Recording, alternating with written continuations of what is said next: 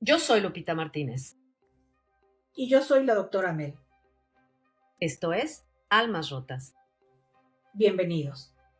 Deborah Green. La inteligencia no es suficiente cuando fallan las emociones. Esta es la historia, doctora Mel, de una mujer que al parecer pierde toda la cordura, acaba con la vida de sus hijos, tiene arranques de ira, es una mujer muy inteligente, como dicen, pero no tiene esta conexión emocional y de eso vamos a platicar ahorita. Claro, porque ella era muy admirada y muy respetada por esta parte académica, ¿no? Digamos, y su capacidad profesional de adquirir conocimiento, pero creo que precisamente una de las grandes aportaciones del siglo XX en cuestiones de inteligencia, de aprendizaje, etcétera, es saber diferenciar los diferentes tipos de inteligencia y que no necesariamente eso implica una capacidad para tener una vida mejor. La acumulación de conocimientos y su aplicación incluso en la pura medicina, pues no garantiza ni cordura ni mucho más. Esta historia ha dado mucho que hablar, se han hecho documentales, se han escrito libros, periodistas se han involucrado, porque es una mujer, a lo mejor sí con un carácter complicado, como vamos a ver ahorita, pero nadie sospechaba que pudiera llegar a cometer el crimen que cometió. Y sin embargo, pues lo hizo. Pero bueno, vamos a empezar, doctora Mel.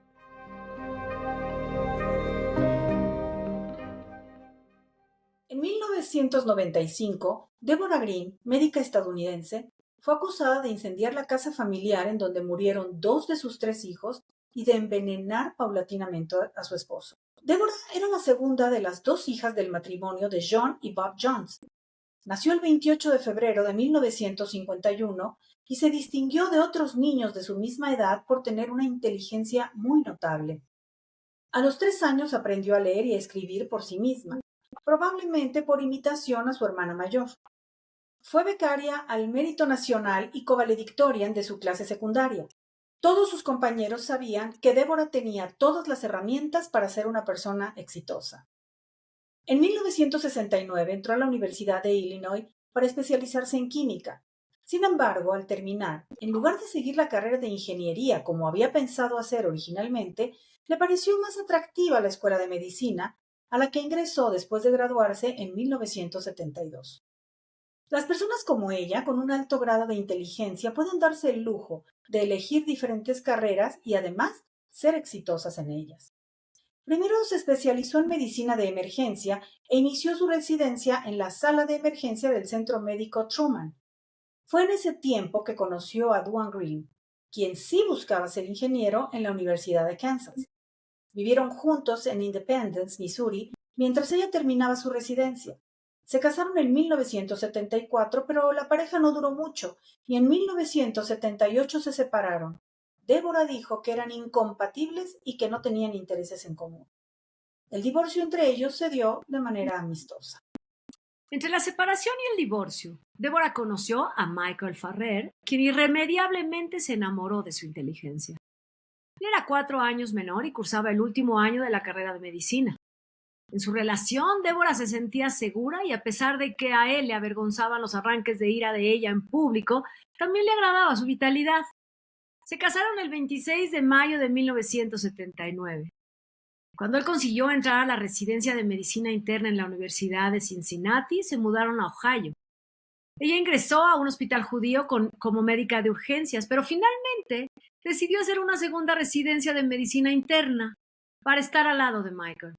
Esto podría haber sido un signo de alerta. Al principio de la década de los 80, a pesar de que Green había sufrido problemas médicos, incluida una cirugía de muñeca por una infección, algunas migrañas cerebelosas e insomnio, lograron tener al primer hijo que nació el 20 de enero de 1982. Era tío. Luego de tomar una licencia de maternidad de 6 semanas, Deborah regresó al trabajo y consiguió una beca en hematología y oncología en la misma universidad.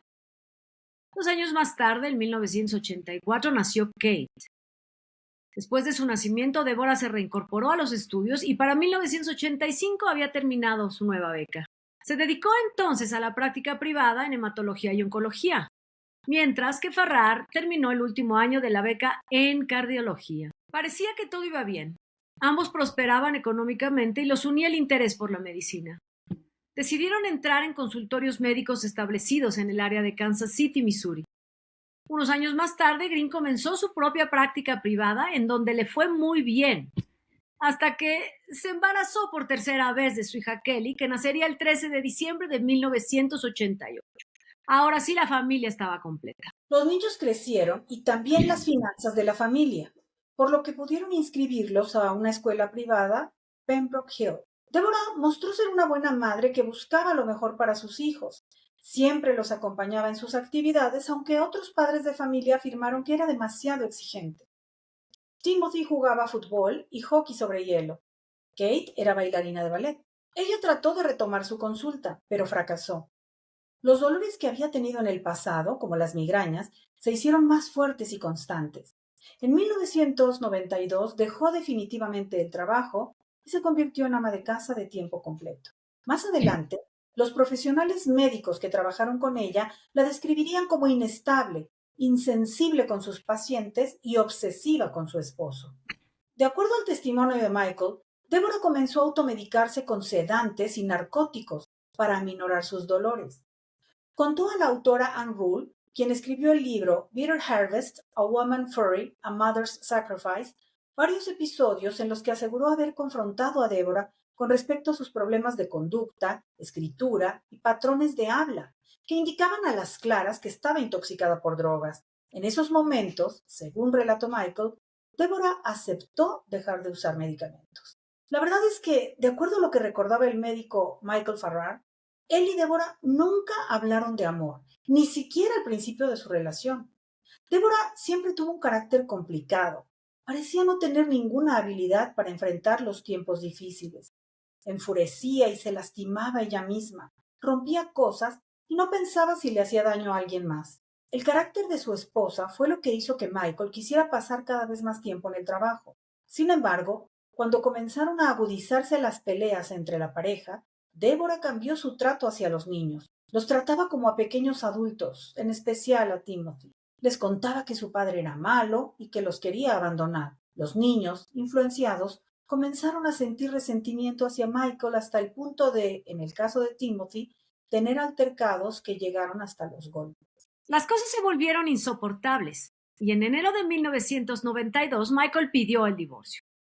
Ella había afirmado constantemente que él era infiel y a pesar de eso, la solicitud le cayó de sorpresa y tuvo un ataque de ira. Él se mudó de la casa familiar a un apartamento, aunque permanecieron en contacto por la custodia de los niños. En algún momento trataron de reconciliarse y decidieron que una casa más grande podría aliviar la organización familiar. En mayo, 4 meses después de la separación, ofertaron por una casa de 6 habitaciones en Prairie Village, Kansas. Pero el trato no se cerró.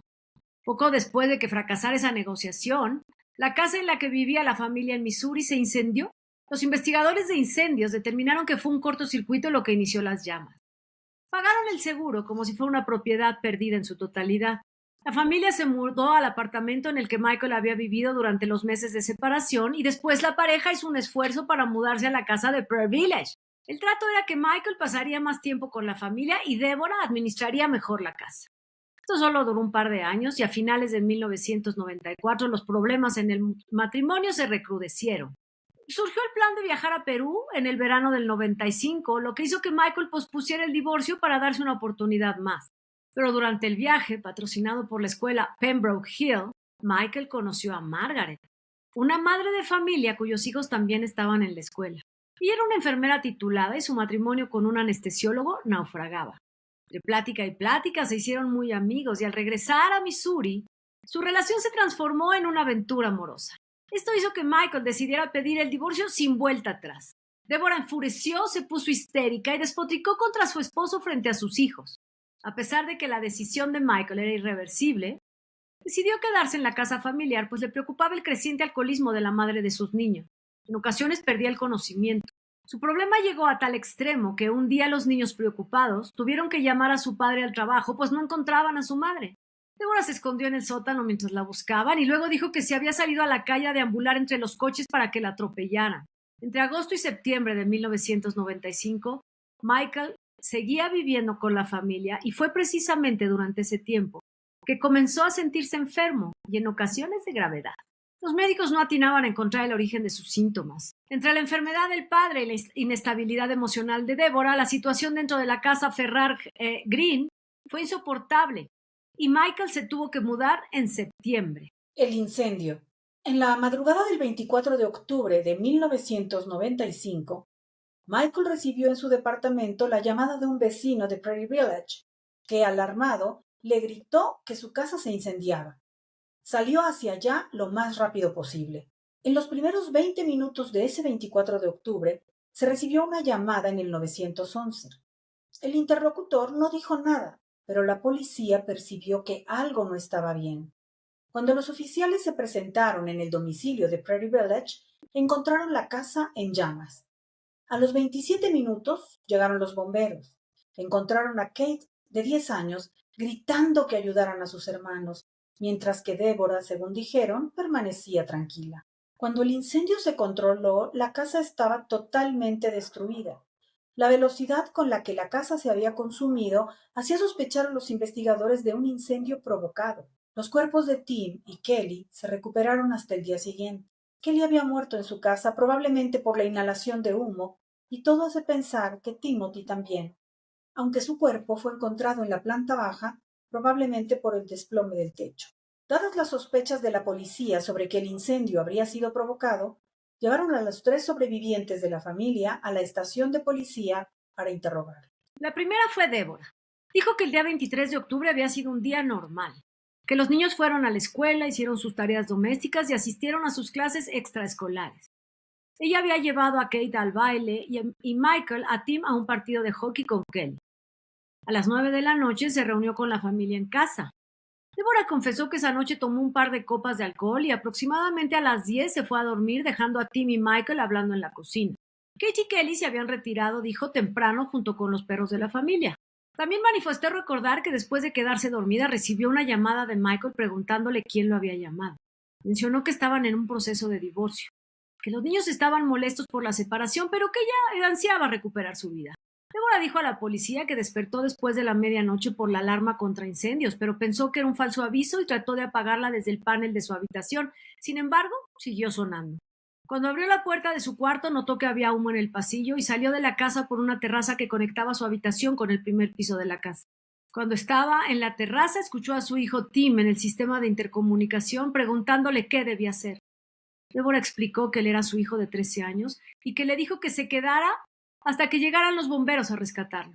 Ella, después de salir de la casa, tocó la puerta de sus vecinos para pedir que llamaran al 911. Cuando regresó a la escena del incendio, continuó diciéndoles a los oficiales que encontró a Kate que había salido por la ventana de su habitación del segundo piso. Durante la entrevista con la policía, Débora no lloró.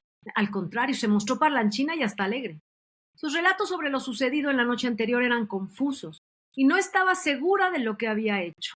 Mientras tanto, a las 5:30 de la mañana de ese fatídico 24 de octubre, un detective encontró en el lugar del incendio los cuerpos de Tim y Kelly.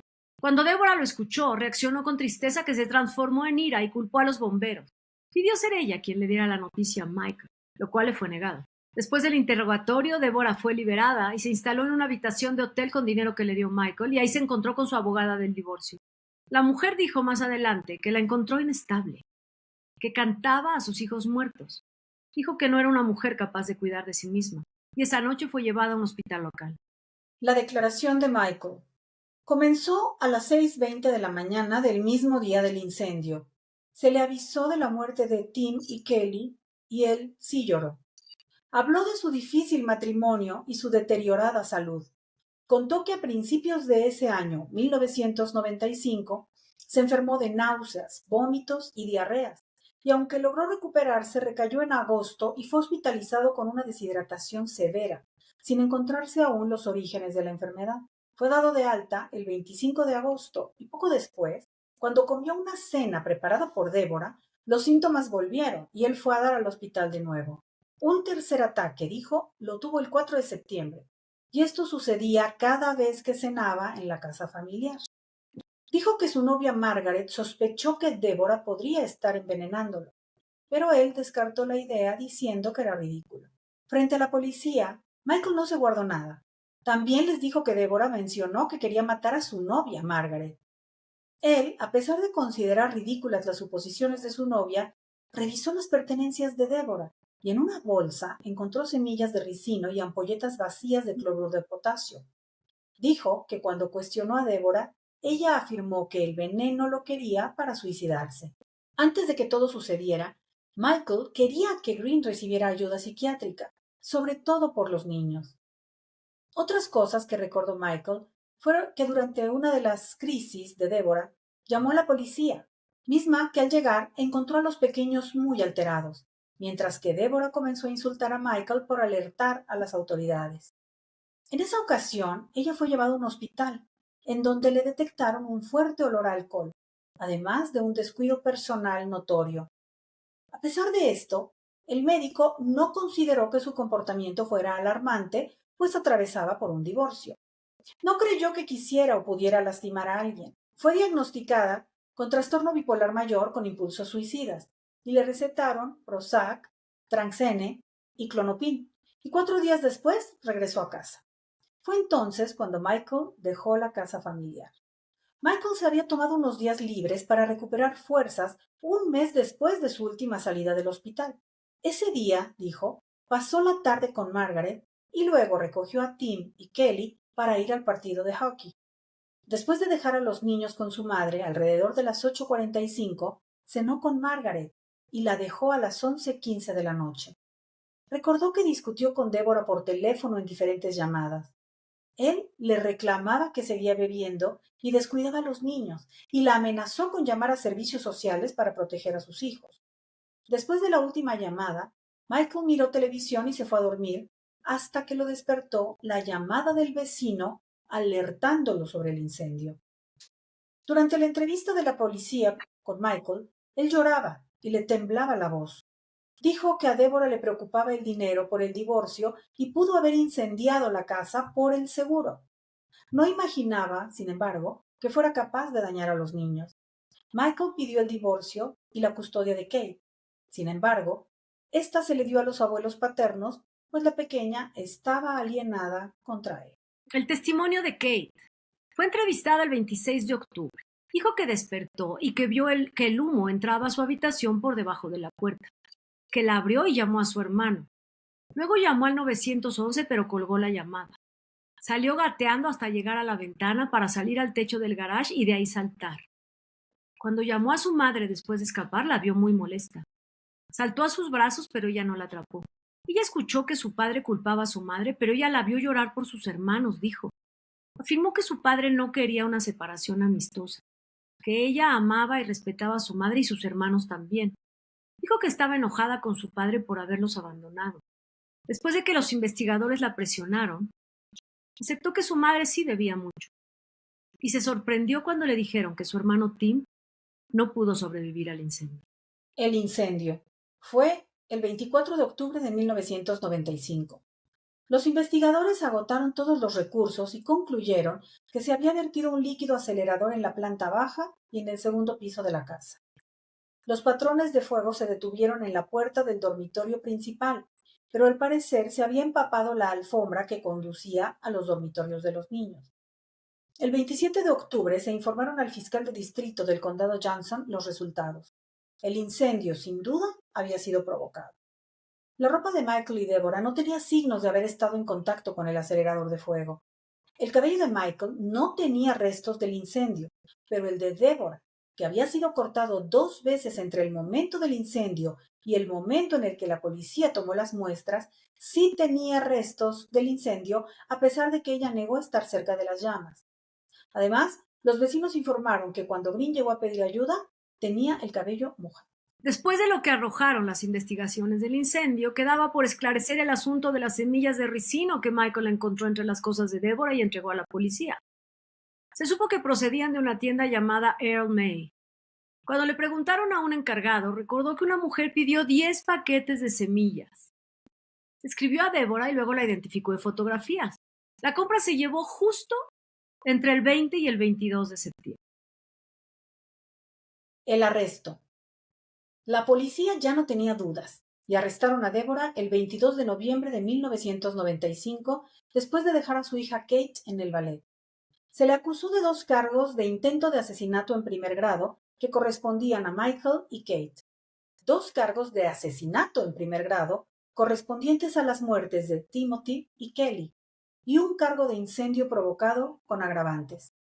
Fue retenida en una cárcel de Missouri y luego extraditada al Centro de Detención de Adultos en el condado de Johnson, en Kansas, con una fianza de $3 millones, la más alta solicitada hasta entonces por el condado de Johnson. En diciembre del mismo año, Michael se sometió a una cirugía por sus problemas de salud causados por el envenenamiento. Se buscó en el análisis del laboratorio criminalístico del condado de Johnson anticuerpos contra la ricina. Deborah sería llevada a juicio el 8 de febrero de 1996. Seguía afirmando que era inocente. Su defensa planteó que Timothy, que había muerto en el incendio, tenía una relación problemática con Michael, su padre, y que él pudo haberlo envenenado y luego prender fuego a la casa familiar. Después de todo, el adolescente había sido sorprendido con anterioridad lanzando bombas Molotov. Al preguntarle a los amigos, estos dijeron que Tim tenía fascinación por el fuego, y un vecino testificó haberlo visto quemar el pasto de otra casa. Michael, ya recuperado de la operación, pudo testificar en contra de Deborah y habló de su inestabilidad emocional y sus problemas con sustancias. Los demás testigos de los fiscales confirmaron que la policía acudió a varios llamados a la casa de la familia Farrar Green por el comportamiento de Deborah. Un criminólogo del FBI confirmó que se encontraron anticuerpos contra ricino en la sangre de Michael. El policía que llegó primero el día del incendio describió a Deborah como tranquila y sin emoción alguna, mientras sus dos hijos morían dentro de la casa. La defensa, por su parte, alegó que fueron los medicamentos psiquiátricos los que hicieron que Deborah no mostrara emoción alguna. Los investigadores de incendios también dieron testimonio de lo que habían descubierto. La condena. Los fiscales pidieron la pena de muerte. Se le consideró competente al momento de ser juzgada y se negó una reducción de la fianza, a pesar de que la doctora Marilyn Hutchinson afirmó que Deborah era inmadura y carecía de la capacidad de un adulto para enfrentar sus emociones. La defensa no tuvo más que hacer y Deborah terminó declarándose culpable para evadir la pena de muerte el 17 de abril de 1996. El 30 de mayo fue condenada a 2 sentencias simultáneas de 40 años de prisión. Después de la sentencia, Green afirmaba recordar muy poco de la noche del incendio. En el verano del 96 se atrevió a escribir unas cartas después de ser sentenciada. Escribió a su hija Kate diciendo que la noche del incendio había tomado medicamentos. También le envió una carta a Michael diciendo que no recordaba nada de la noche de la tragedia y sugirió que podía haber sido Margaret la culpable y que Tim lo había envenenado. Una vecina que la conocía escribió un artículo en el que decía que la Deborah que ella conoció no podía haber cometido los crímenes, pero sí una personalidad disociada de la misma Deborah. En el año 2000, representada por un nuevo grupo de abogados, Deborah presentó una solicitud para un nuevo juicio sobre la base de que los medicamentos psiquiátricos que tomaba en el momento de las audiencias la habían vuelto incompetente, pero le fue negada esa petición. Hoy se encuentra en el Centro Correccional de Topeka y los registros del departamento muestran el 21 de noviembre del año 2035 como su fecha de liberación más próxima. Pues muy bien, doctora Mel. Este caso, bueno, no puedo decir muy bien este caso, doctora Mel, es un caso muy fuerte. Es un caso donde aparece una mujer manipuladora, pero fíjate que antes de que sigamos, déjame decirte que encontré que Michael Farrar murió apenas el 23 de agosto de este año. Tenía 70 y tantos años, él nació en el 55, era más chico que Deborah, Sí. y acaba de morir apenas. No se dice nada de qué murió, obvio por el respeto que hay a su trayectoria como médico, porque es reconocido como un gran cardiólogo, un gran estudioso, pero ya sabes, no falta quien, ay no, y a lo mejor el veneno, y a lo mejor lo mataron, pero bueno, pero el chiste es que acaba de morir, y él sí logró reconstruir su vida. Fíjate que dejó a Margaret, su novia, y se casó con Angela, no tuvieron hijos, pero sí recuperó la relación con su hija Kate, y de ella tiene un nieto, o sea, le sobrevive un nieto a Michael Farrar. Pero bueno, este es el caso de esta familia Farrar Green, que terminan en una tragedia tan, fíjate que ahorita que estoy leyendo, a ver, ¿cuántas veces se menciona pidió el divorcio, quería divorciarse, pidió el divorcio? Eso por un lado. Por otro lado, se mencionan constantemente la ira de Deborah, el enojo de Deborah, me parece una mujer manipuladora y un hombre muy inteligente, pero con muy poco carácter. No sé cómo lo veas tú. Seguro, creo que por eso el título de este episodio, ¿no? O el subtítulo donde señalamos que la inteligencia no garantiza, como también mencionábamos al principio, un manejo adecuado de las emociones propias y de las relaciones y demás, pues es el caso, me parece, de los dos. Él era un gran médico, él era un hombre inteligente, pero sí creo que un tanto pareciera casi ingenuo, pasivo, diría yo, porque efectivamente, como dices tú, le pidió el divorcio, pero pues es que no sé cómo estarían en ese momento las leyes de los Estados Unidos, pero dudo que fuera tan difícil divorciarse en ese país como no lo es hoy en México. O sea, basta con que uno quiera, con uno de los dos que quiera y ya está, ¿no? Entonces, parece que él no era muy determinado, claro, teniendo 3 hijos, ¿no? Probablemente también eso, de pronto, a lo mejor ella lo chantajeaba, a lo mejor él se sentía culpable.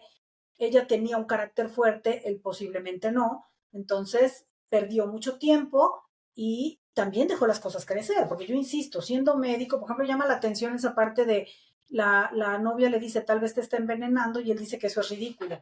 Pero lo que sí es cierto es que él está muy claro de que cuando cena en la casa de Débora o algo que le prepara Débora, él se enferma. Entonces, de menos, él debería haber pensado, hay algo aquí que hace daño, ¿no? Tal vez el agua, tal vez Oye, pero es que además algo. si eres médico, porque entonces, bueno, se volvió un gran cardiólogo, pero yo cuando voy a ver a un doctor le menciono todos mis síntomas y buscamos a ver qué tengo, ¿no?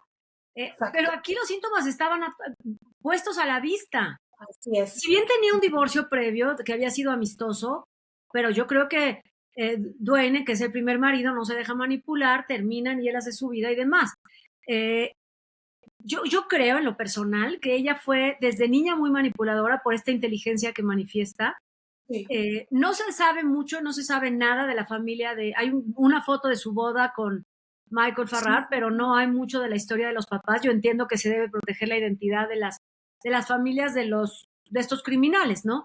Se sabe sí. poco, pero yo intuyo que debe haber sido esta mujer tan inteligente, manipuladora con sus padres. Además, tenía unas muy buenas calificaciones, era elegida para lo mejor, admirada por todos.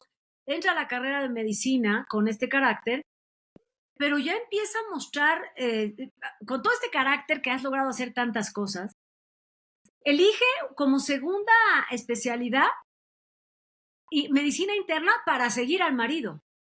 Eso no lo Exacto. haría una mujer sana, inteligente, emocionalmente estable. Oye, ya me conseguí un médico que sí tiene intereses conmigo en común, tenemos ya unos hijos, ya voy a confiar en él y vamos a hacer la cara. Y vamos a suponer que el Michael Farrar efectivamente fuera infiel. No importa, ella podría haber sido, ¿sabes qué me recuerda esto? El caso que acabamos de tratar de Daniel Sancho. Esta incapacidad de reconocer el rechazo.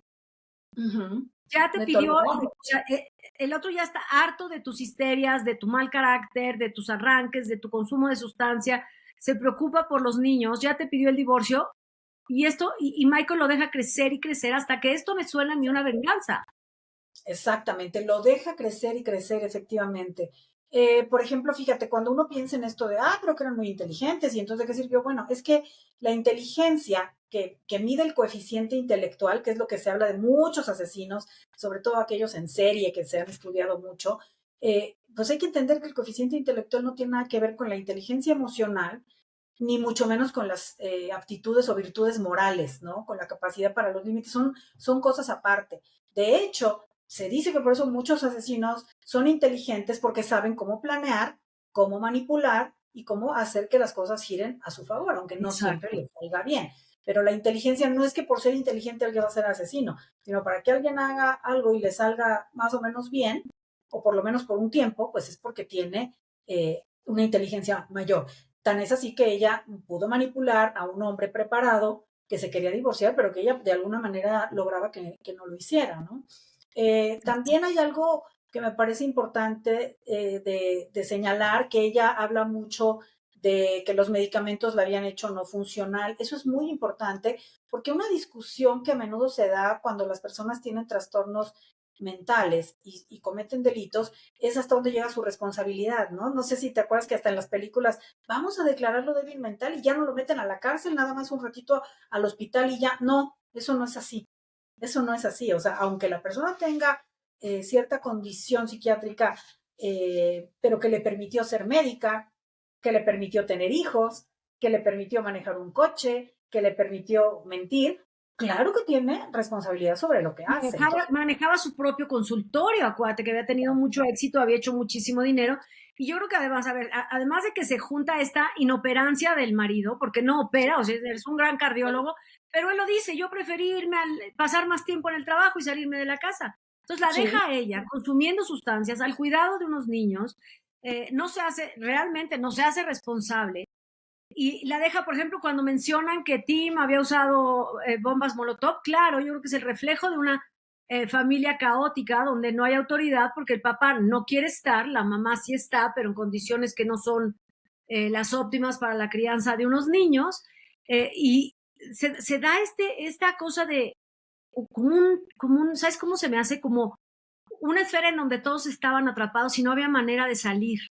Él exacto. logra salir de la casa, se hace de una novia, pero se sale, ¿eh? Ujú, Y nada más la amenaza. Claro, aquí sí hay que reconocer que tiene una especie de bloqueo mental, porque ella dice, yo recuerdo haber oído una llamada de Michael en la noche. Claro, había tomado alcohol y sustancias, ¿no? ujú, ujú. Y sin embargo, Michael dice, no, yo le hablé varias veces y varias veces nos peleamos y le reclamé el descuido de los niños y además le dije que le iba a mandar a servicios sociales. Michael, aquí el problema es que Michael amenazaba y Débora actuaba. Exacto.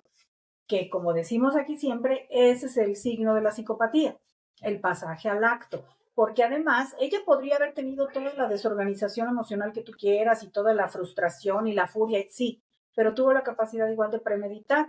Precisamente por eso se determina como un incendio provocado al encontrar un material que es un acelerador del fuego. O sea, eso vas y lo compras y lo pones. O sea, no es que andaba ahí y se cayó espontáneamente, ¿no? También me parece que en el hospital, cuando ella estuvo, se desestimó muchísimo su gravedad, ¿no? Y el médico dice allí que o los médicos dijeron, pues es que se está divorciando, por eso anda mal. Pues no importa cuál sea la causa que ellos, a la que atribuyeran ellos la desorganización emocional de esta mujer, el punto es que sí estaba grave, que iba alcoholizada, que volvemos a lo mismo, siendo médica, alcoholizada, con un aspecto descuidado, preocupante, por lo menos ellos debieron hacer algo respecto a la idea de que podría ser suicida, porque dicen, pues sí, tiene trastorno bipolar y está deprimida, y pues sí, como que piensa en el suicidio. Entonces, ¿por qué la dejan ir? ¿No? ¿Por qué la dejan ir? Si pues, se podría suicidar, que era lo menos, ¿no? También esto de Exacto. la automedicación gravísimo, porque no era su especialidad, la psiquiatría o la neurología o nada, y ella se automedica estos pues ansiolíticos, antidepresivos, vete tú a saber en qué dosis, eso siempre sale mal, por eso aprovechamos para pedir por favor que no se automedique nadie, vayan No al se doctor, automediquen, nada, exacto. ni para nada, o sea, no, no, por eso yo también evito un poco explicar mucho medicamentos porque luego damos ideas, Lupita, y decimos, porque mira, este es esto, mejor no, pero en general los medicamentos que ella tomaba son ansiolíticos, son de la familia de las benzodiazepinas, pueden causar, esas benzodiazepinas pueden causar Sí, claro, era un coctelazo lo que ella estaba tomando, era un el coctelazo lo que alcohol, tomaba. y con el alcohol, imagínate nada más, ¿no? También Exacto. acá yo hacía la observación de que obviamente, una vez más, insisto, un IQ alto no garantiza una inteligencia emocional similar, ¿no? Por eso Gardner hizo esta teoría de las inteligencias múltiples y luego Daniel Goleman, que ya lo he mencionado acá, hace todo un estudio de la inteligencia emocional y la considera la más importante de todas. Porque De aunque tú todas. dijeras, Fíjate que sí, aquí creo que es a los dos a quienes les falla la inteligencia sí, emocional. a los dos. El, el papá por no empatizar con los hijos. Oye, yo estoy preocupado por mis hijos, pero los dejo en un infierno siendo menores de edad. Y me voy, Total, porque pues ya tengo una novia y me voy. La mamá está alienando a los hijos por su lado, pues tiene ese poder, tiene el dinero que pues todavía tienen de Michael que los mantiene, pero sí, los deja a la deriva. Y entonces aquí creo que se debería de hablar de dos detonantes. Cuando describen el incendio, dicen hay un acelerador en donde queda a todas luces claro que quien haya rociado, que pues aquí dicen que casi se prueba y comprueba que fue esta mujer, Débora, que pues casualmente el acelerador estaba más impregnado justo en las habitaciones de los niños y ya no había dentro de la habitación de ella. por eso ella puede escapar sin problema alguno. Y por otro lado, el otro acelerador es cuando él dice, voy a llamar a servicios sociales. Ahí solamente fue una carrera de tiempo a ver cuál actuaba más rápido. Y quien actuó más rápido fue precisamente Débora, que además, como tú lo acabas de decir, pues su inteligencia no la hace planear y entre este consumo de sustancias y alcohol y demás, va a tocar la puerta de los vecinos con el pelo mojado. Exacto. ¿Por qué? O sea, ella sabía, entonces, a ver, claro, cuando la hija va a saltar y ella se da cuenta que salió libre, que logró salir del incendio, la hija dice, bueno, pero es que mi mamá me vio y la vi muy molesta. Ella quería vengarse de él con todos los hijos. Dice, Y después también, que no la atrapó, ¿no? Que saltó y no la atrapó. exacto, exactamente. Fíjate que sí, habla de aquí una inoperancia, o sea, una mujer que sí opera, un papá que no opera, una inteligencia emocional nula de parte de los dos, unos niños a la deriva, literalmente a la deriva, porque pues no están encargados con nadie. En algún momento se menciona una nana, pero la nana después se desdijo de todo lo que pudiera haber dicho porque había trabajado con ellos muchos años antes, así que ni mencionarla en el caso porque se desestimó todo lo que ella pudo decir. Pero sí, queda, aquí es un abandono de los niños y no sé si será servicios sociales también, porque cuando Michael dice que habían llamado a la policía y llegaron los oficiales y esta mujer se pone a gritar en contra de él, pierde la cordura, los niños están nerviosos y la policía dice, pero y no pasaba nada. Nada. Todo continuó exactamente igual. Mira, te digo, Michael, pues sería muy buena gente, qué bueno que rehizo su vida. Seguramente él tuvo que trabajar muchas cosas de culpas y de arrepentimiento, quizá, pues no más bien no intencional, obviamente, pero pues es que el descuido también es una forma de agresión, ¿no? El cerrar Por los ojos, supuesto. mirar a otro lado y decir, con permiso, pues yo me voy con mi novia y allá muéranse, pues tampoco. Y no muéranse en el sentido de saber que los iban a matar, pero sí de que estaban junto a una mujer peligrosa. Sin embargo, se dice que los niños estaban alienados ya por ella. Y podría la gente preguntar, pero si dicen que era muy estricta, que era muy rígida, ¿por qué sería que los niños estaban muy, muy apegados a ella y la defendieron, ¿no? La hija que sobrevive al final la defiende hasta que la empujan un poco a confesar ciertas conductas de la madre, pues simplemente porque vivía con ella, ¿no? Porque vivían con ella y con el padre que vives es con el que te identificas más porque es el que tú percibes más como un objeto que te cuida cuando eres un niño. Es el que me cuida es con el que vivo, chueco, derecho, bien o mal, pues es el que me cuida, no puedo confiar en un externo, ¿no? Entonces, por eso sí los pudo alienar y porque tenía la inteligencia suficiente para manipular a adolescentes o a niños pequeños. Hemos hecho una serie, hemos hecho programas anteriormente, en otros programas, acerca de mujeres que matan a sus hijos, pero claro, por supuesto que los hijos confían en la madre, es su primera figura, es la primera figura que tienen de protección, ¿no? Es como una cosa de instinto. Entendemos, y eso lo trataremos en otro programa, entendemos que no todas las mujeres tienen este instinto maternal desarrollado, pero por naturaleza en general y con muy contadas excepciones, los niños son arropados por las madres y protegidos por ellas. Y aquí no, pues aclaro que confían en ella porque es la que está en la casa, es la que no se va a trabajar, es la que los lleva, es la que los apoya, porque algunos papás decían sí, los apoyaba, les echaba porras en sus actividades, aunque otros dijeran que era muy exigente, pero era la que estaba presente. Pero estaba presente. Estaba presente y la presencia es algo importantísimo, importantísimo en los menores, sobre todo cuando están en estas etapas de desarrollo, ¿no? Yo sé que muchas personas podrían, y que hemos explicado muchas veces desde distintos ángulos de comprensión, por qué pasa esto. O sea, porque una cosa es que tú no tengas empatía, que no tengas mucho instinto materno y seas así como medio indiferente, y otra cosa es llegar a esto, ¿no? Entonces, ¿qué puede causar? Porque siempre llama la atención, ¿no? ¿Qué puede causar una cosa de estas? Pues de acuerdo a los estudios clínicos acerca de la falta de empatía, fíjate, se describe como primer lugar la privación de afecto a lo largo de la infancia, obviamente la vivencia de abusos, perdón, ya lo hemos hablado también anteriormente, la vivencia de abusos físicos, psíquicos o sexuales, son las principales, ¿no? Que la infancia temprana y antes de la adolescencia se hayan sufrido algunas de estas cosas porque no se desarrollan estructuras muy importantes en la mente que son las que permiten tanto tener esta empatía, respeto a la vida, valores, en fin, como tolerar la frustración, que es lo que parece que Débora no conseguía.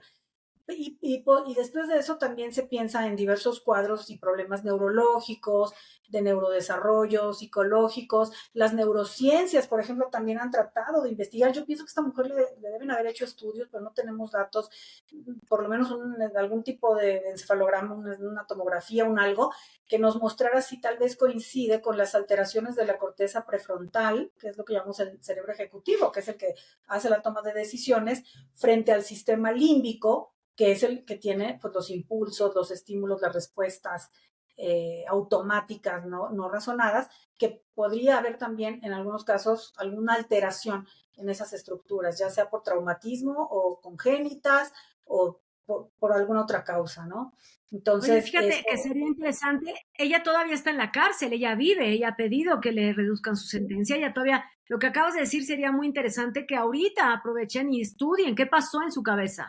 Así es, porque eso es muy importante para la prevención. Ahora, dice también por ahí que Timothy quería que ella se atendiera con un psiquiatra, ¿no?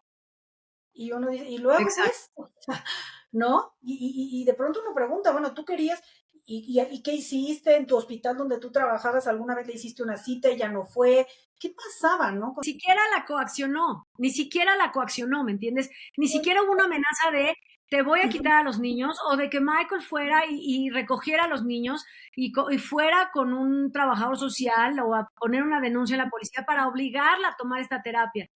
O sea, no lo hizo. Michael, puede ser, yo estaba viendo su obituario, bueno, una persona maravillosa, todo el mundo habla de un gran médico, una carrera estupenda, pero no, pero a lo mejor no tenía la madurez, estamos hablando de que era un hombre más joven que ella, yo creo que ella era una gran manipuladora,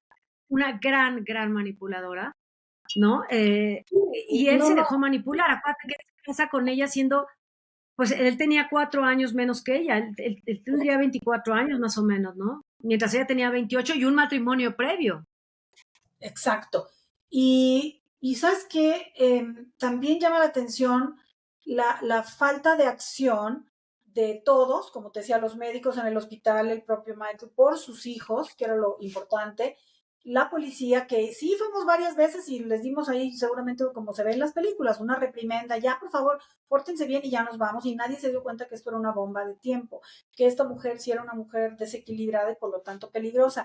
Y a mí me dio un poco de angustia cuando estábamos relatándolo, el hecho de que él diga, teníamos muchas discusiones, alegábamos por teléfono, que si los niños esto, porque me recordó a muchas parejas de personas divorciadas que viven así, ¿no? Discutiendo por los niños, pero de veras a veces de manera muy violenta, sin observar con más cuidado qué está pasando del otro lado. No has venido por los niños, pero eres un borracho y todo. Uno se preguntaría de repente, ¿y de veras se los quiero mandar entonces? Si les sé esto, ¿de verdad quiero que estén ahí? ¿O qué Exacto. pasa dentro de la gente? Es que yo también quiero mi tiempo, sí, pero no sé, ¿a costa de qué? Me toca Claro. oír personas que de repente entran los hijos en la adolescencia y se ponen insufribles porque todos los adolescentes fuimos así. Yo siempre digo porque la gente habla en tercera persona, son horribles, todos fuimos, ¿no? Todos fuimos. Y seguro fuimos horribles aunque ya no nos acordemos. Entonces, entran en la adolescencia y muchas madres es donde ya empiezan a decir, lo voy a mandar con su papá, ya no lo quiero conmigo. Pero luego te cuentan que Exacto. el papá es un horroroso, se la vive en la parranda, tiene una novia infernal, su casa está desordenada y no hay comida. ¿Por qué quieres mandar a tu hijo ahí?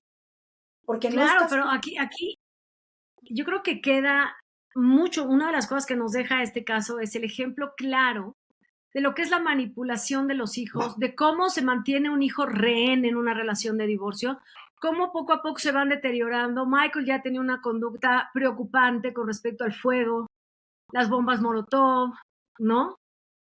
Claro, porque además vivía en un ambiente seguramente muy propicio a casi normalizar un poco esas cosas, ¿no? O de dónde sacas tú para hacer esto.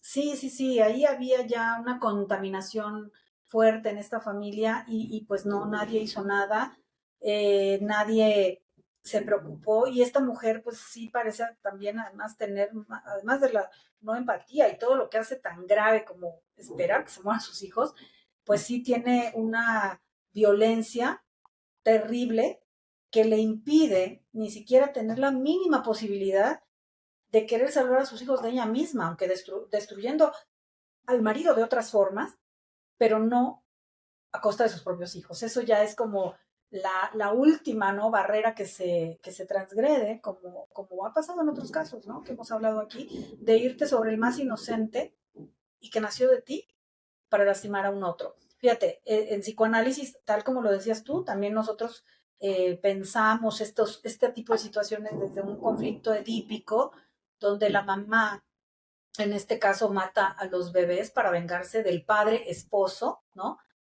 que fue infiel. Efectivamente, lo que decías tú hace un momento de que ella llega a hacer algo tan horrible y tan fuera de todo lugar como vengarse del marido, dañando a los hijos, es cierto. Es decir, nosotros en psicoanálisis, por ejemplo, lo miraríamos esto desde un aspecto edípico, como de esta niña que siempre está dentro de nosotros, aunque crezcamos, que tiene una rivalidad con la madre por el padre, ahora el padre representado por el marido, que es infiel, ¿no?, que anda con Margaret, feliz de la vida, que se quiere divorciar de ella, y entonces le mata a los bebés, que en esa fantasía edípica vendrían siendo como los hermanitos, pues son hijos de este padre esposo que se porta mal, y matarle a los bebés es lo peor que se le puede hacer, ¿no? El daño más grande, y tal cual ella lo hace. Obviamente hay montos muy altos de la famosísima pulsión de muerte que hemos mencionado Claro. aquí, y pues por eso es una situación muy, muy, muy grave y No, pero terrible, además ella, fíjate, hay dos rasgos de lamentable. crueldad muy fuertes. Sí, Hay dos rasgos terribles de crueldad. Uno, que deja morir a Timothy, le dice, espera a los bomberos y no salgas. Y por otro lado, le dice a la policía, quiero ser yo quien le dé la noticia a mi esposo. exacto. Ella quería verlo sufrir. Eso es muy importante. Ella quería, ahora sí que como dicen, en su cara, decírselo y verlo sufrir. Así es. Así es. Exacto. Terrible, terrible caso, Lupita, pero bueno, volvemos a lo de siempre, que sirva de algo, que sirva de aprendizaje, que si podemos acotar algunas de las posibles causas que aquí se señalaron, las principales que causan personalidades narcisistas carentes de empatía, una de las principales causas es la falta de afecto en la infancia, pues que hay que querer mucho a los niños cuando son chiquitos y ponerles límites y darles buenos ejemplos para que crezcan de la forma mejor, cuidarlos, que no sufran abuso, para que no desarrollen también estas personalidades, en fin, ¿no? Pues sí, que sirva de Exacto. algo, ¿no? Y hay que decidir cuando se ven las cosas, cuando hay señales de alerta, hay que tomar decisiones y no esperar que la vida decida o que quien va a actuar peor tome la iniciativa y actúe más rápido. Así que hay que tomar decisiones a tiempo y pensadas y en bienestar de los menores, que son los que menos se pueden defender. Así que yo creo que sí, como tú dices, que quede un gran aprendizaje con respecto a esto. Y tomar cartas en el asunto, también algo que no dijimos, pero sí lo hemos platicado. También este médico, quién sabe qué estaría pensando, que dice que él se da cuenta muy pronto del carácter de ella, pero no tienen un hijo ni dos, tienen tres. Entonces, creo que él Exacto. también ahí, ¿no? Como que se estaba dejando llevar, porque desde el niño uno seguro se dio cuenta por qué se siguió. Y eso le pasa a mucha gente. Uno dice, bueno, ¿y entonces por qué seguiste? Pues porque, no Exacto. sé, entran en una inercia, una subestimación del peligro, y por eso también creo que aquí lo más importante sería que pues hay que fijarse también con quién se involucra uno, Exacto. y cuando ves cosas peligrosas, pues pensarlo bien. Y cuando hay divorcios y pleitos terribles con las exparejas por cosas de los niños, también pensar muy bien qué se está haciendo, y en un momento dado, sí, claro que pedir ayuda, y claro que pedir que una autoridad valore la conveniencia o no de que uno de los padres siga teniendo pues control de los niños o convivencia con los Exactamente. niños. Exactamente. Pues aquí cerramos el caso de Deborah Green, que es una madre que terminó con la vida de sus hijos, trató de envenenar a su esposo. Y bueno, hay que aprender, como dice la doctora Meli. Muchísimas gracias por habernos acompañado. Este ha sido el capítulo 9 de la primera temporada de Almas Rotas. Doctora Mel, ¿algo que quieras agregar? Sí, pues quiero agregar que no se pierdan el próximo capítulo, que va a ser el último de esta primera temporada, porque vendrán sorpresas. Y pues Lupita, ¿qué te parece que les recuerdo a nuestros amigos que nos acompañan y nos ven nuestra frase, que va a ser nuestra frase emblema, porque eso es lo que pasó aquí también, la vecina, no se veía una linda señora como todos. Tengan en cuenta que hay que estar siempre muy atentos porque hay muchas almas rotas deambulando por el mundo y nadie se da cuenta hasta que comienzan a sangrar. Exactamente, esa es una gran frase que además encierra muchísimo de lo que hablamos nosotros con respecto a las almas rotas.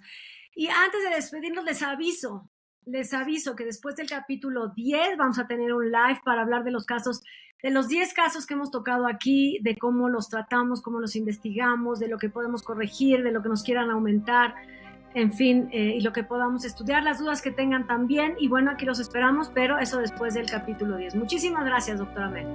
Hasta luego. Hasta luego a todos.